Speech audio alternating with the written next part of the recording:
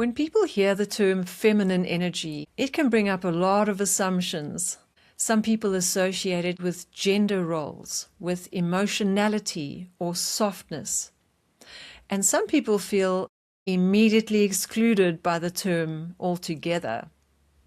So before we go any further, I'd like to be clear about what I mean and don't mean by feminine energy. It's not about being female. It's not a personality type. It's not about passivity or emotional overwhelm, nor weakness, giving endlessly and losing boundaries. And it's not something that only women have. It is a set of human capacities that every person needs in order to feel oriented inside themselves. Now, it is true that we do see expressions of feminine energy in the way that I just described, but that doesn't mean that that's what feminine energy is, especially in its mature expression. All of us are on an inner journey, evolving within ourselves. And what we see often in the world today is the degree of maturity of the expression of feminine energy. And that is not the same thing as feminine energy and what it really represents for us. So, what is it actually? Feminine energy is the part of us that allows us to feel, sense, and know what is true and meaningful. Without it, we lose our inner compass and much more. This is just scratching the surface, but for the purpose of being brief for this introductory video, I'd like to define feminine energy briefly. At its core, feminine energy is about awareness, inner guidance, and meaning. It's how we sense what matters. It's how we know when something feels aligned or something feels off. Do we say yes to that relationship? Do we say yes to that job offer? Do we move to a new place? It's also how we stay connected to ourselves rather than just reacting to the world. So let me explain briefly the three terms that I just used. Awareness. It's about noticing our inner state, noticing how we're feeling in the moment. It includes the awareness of oneself, the awareness of others, and awareness of the present moment. It allows us to sense what's happening within us, around us, and between us in real time. Inner guidance is our intuition. It's what we feel nudged towards or away from. Meaning is about understanding why something matters to you.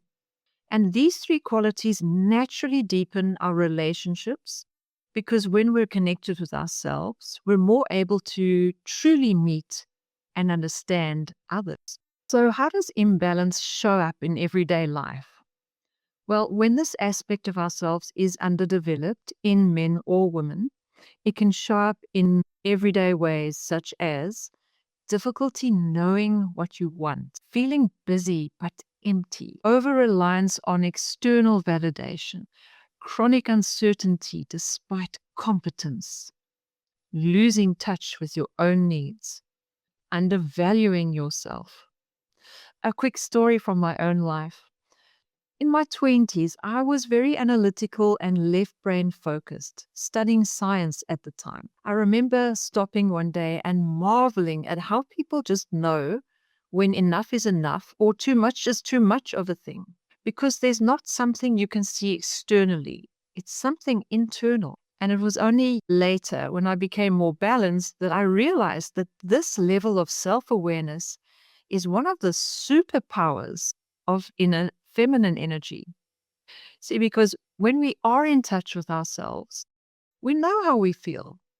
We can do another hour of work for sure, but when we're aware, we make that choice consciously instead of living in automatic override mode. So when this aspect of ourselves is underdeveloped, we can still be good at functioning in the world, but disconnected from ourselves. I've been there. It isn't comfortable. It's not a recipe for happiness or fulfillment or reaching your potential. When this part of us develops, we feel more settled and at home inside ourselves. So, what does mature feminine energy feel like? It feels like self-knowing, as in know thyself. It's a beautiful clarity that we hold within ourselves. It feels like emotional awareness with steadiness, because this is where emotional self-regulation lives. It feels like self-trust, quiet confidence, and leadership with heart and soul.